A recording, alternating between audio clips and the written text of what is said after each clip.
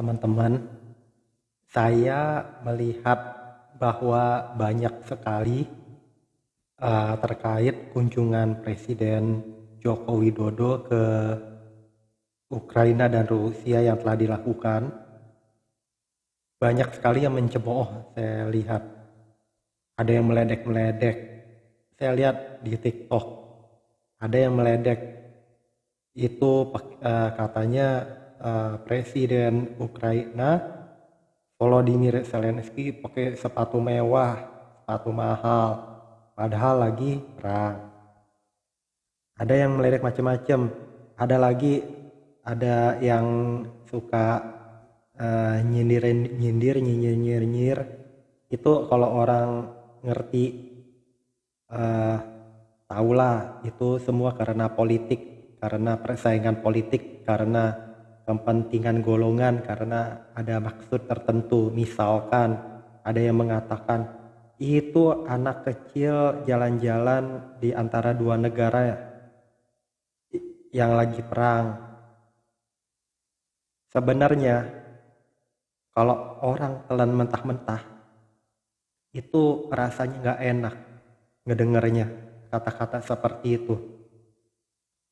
Terang-terang Presiden Joko Widodo ke Ukraina dan Rusia itu adalah demi kemanusiaan, demi kedamaian dunia, demi stabilitas politik, stabilitas ekonomi untuk kita semua, untuk seluruh bangsa di dunia, walaupun tidak bisa diterima, walaupun tidak bisa melihat hasil secara langsung.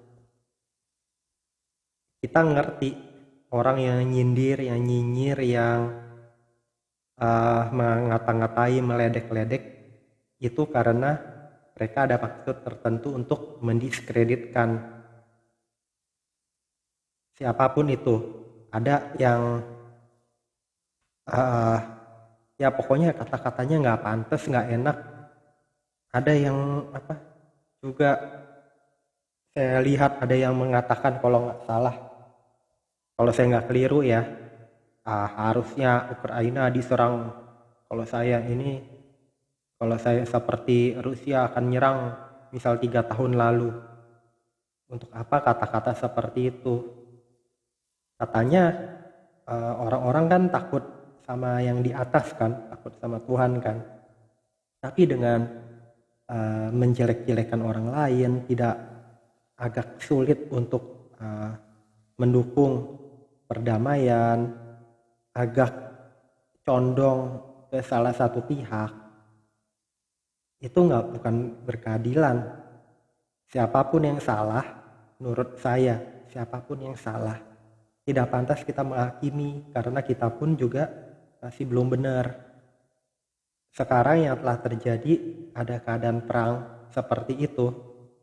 Katanya yang satu bilang itu operasi militer terbatas, tapi kok yang satunya lagi jelas-jelas terlihat diserang, dihancurkan negaranya, bangunan-bangunannya dihancurkan. Itu tidak berimbang. Itu benar-benar perang. Kemudian misalkan dari katanya kenapa Presiden Jokowi dikatakan ingin menyampaikan pesan, cuma dari Presiden Ukraina mengatakan kita menyampaikan pesan secara terbuka, karena kalau secara langsung juga tidak didengar, boro-boro dianggap melalui perantara. Tapi ingat dampaknya dari keberanian Presiden Joko Widodo untuk datang saja. Dan itu kan pada bilang itu lagi senjata lagi di mana-mana, lagi asal tembak di mana-mana.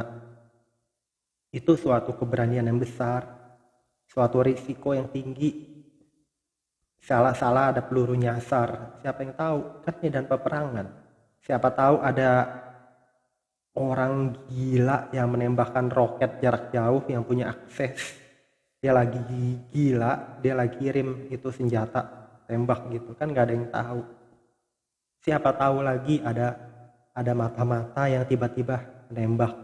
Apalagi katanya Presiden Joko Widodo tidak memakai rompi anti peluru. Kan kelihatan kalau rompi anti peluru itu dia lebih mengembang badannya kan. Postur badan lebih mengembang karena kan tebal ya kan, berat, tebal, jadi kan mau nggak mau lebih effort. Presiden Joko Widodo tidak terlalu gemuk loh, tidak terlalu gemuk, bahkan karena pekerjaan mungkin lebih jadi agak kurus sedikit gitu. Tapi dengan tekadnya, dengan keberaniannya, dengan niat baik itu membuka mata dunia bahwa seorang presiden Indonesia, seorang yang baik adalah seorang yang baik. Indonesia, dampak terhadap Indonesia semakin dikenal oleh masyarakat dunia. Siapa itu presiden, siapa? Indonesia. Kita kan perlu berbangga seperti itu.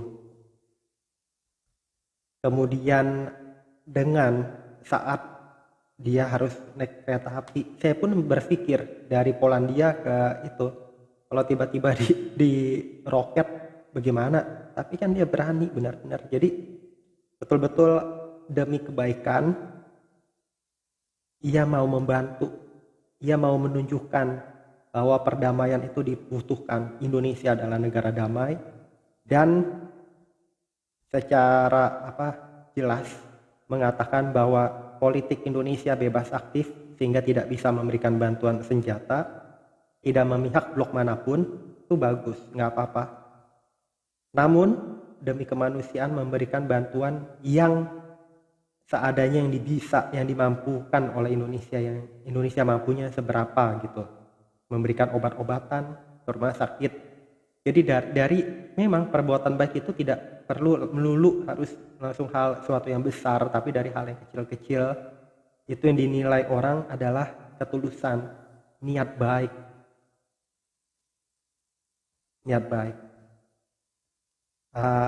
Kemudian saat dia kembali ke Polandia dan terbang ke Rusia, kan banyak yang bilang kalau dengan Presiden Prancis Macron itu jaraknya panjang, dengan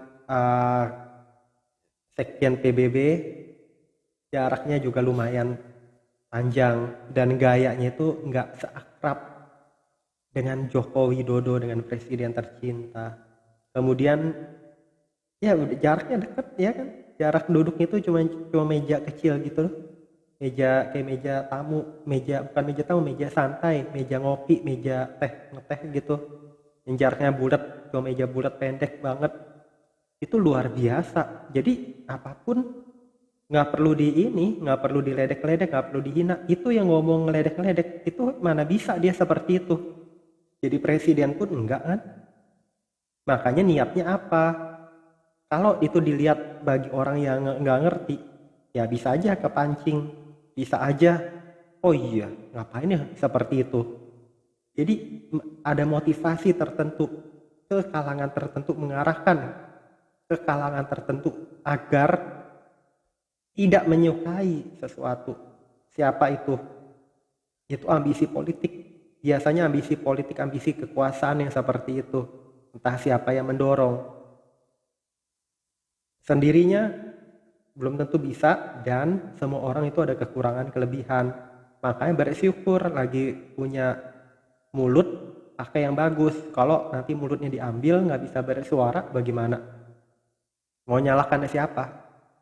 Nanti kalau meninggal di alam sana ditanya kenapa begitu? Oh demi keadilan. Oh dikira nanti Tuhan baik. Belum tentu loh. Tuhan nggak suka, ya masuk dulu ke neraka. Nah loh, nggak enak. Mendingan kita lakukan saja yang baik-baik, yang pelan-pelan, yang halus, yang menguntungkan, yang positif, jangan negatif apa-apa. Yang bisa saya simpulkan, memang itu nggak bisa dampak langsung. Paus pimpinan gereja Katolik Roma pun juga mau bertemu Putin juga dengan dianggap bagaimana kan belum kesampaian. Pimpinan lain juga belum. Ini Presiden Joko Widodo mau membantu, itu betul-betul luar biasa. Dampaknya itu jangka panjang. Katanya yang pasukan Rusia ditarik dari Pulau Ular, semoga itu semua benar ya.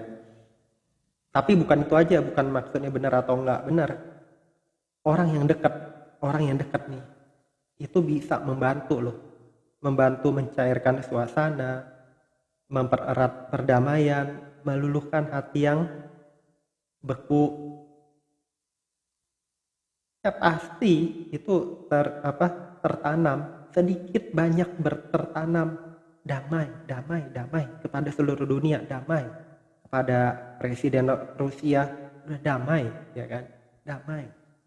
Kita dikasih unjuk pada Presiden Ukraina, udah ampuni kayak gitu ceritanya kan.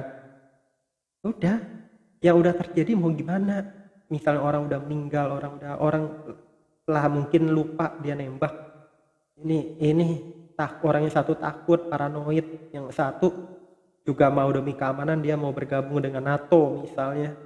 Udah, sekarang udah kejadian begini. Ya semua harus saling memperbaiki walaupun belum ada hasilnya, cuman saya juga yakin sedikit demi sedikit, dan bagi masyarakatnya, warganya yang tidak berkenan pun bisa segera pindah tingkat kewarganegaraan, baik dari Ukraina, dari Rusia. Tidak perlu bertahan, tidak perlu terikat bagaimana, pokoknya yang penting doakan semua. Makanya jangan dikompor-komporin, anak kecil lah ada yang ngomporin lagi ngapain lah, ada yang ngomporin apalah takut ditembak lah gini gitu. Apa yang dilakukan kalau selain hanya menakut-nakuti itu? Orang yang warga yang nggak ini pindah-pindah aja lah. Orang yang telah meninggal yang mau gimana? Orang kita mau cegah tapi kan ada kejahatan seperti ini. Kita bersyukur saja yang kita lagi selamat, yang kita lagi bisa bahagia. Jangan menjati orang lain, jangan negatif kepada orang lain, tapi bantu yang bisa gitu. Itu bukan bantu loh, ngeledek, nyinyir kayak gitu, ngejelek-jelekin.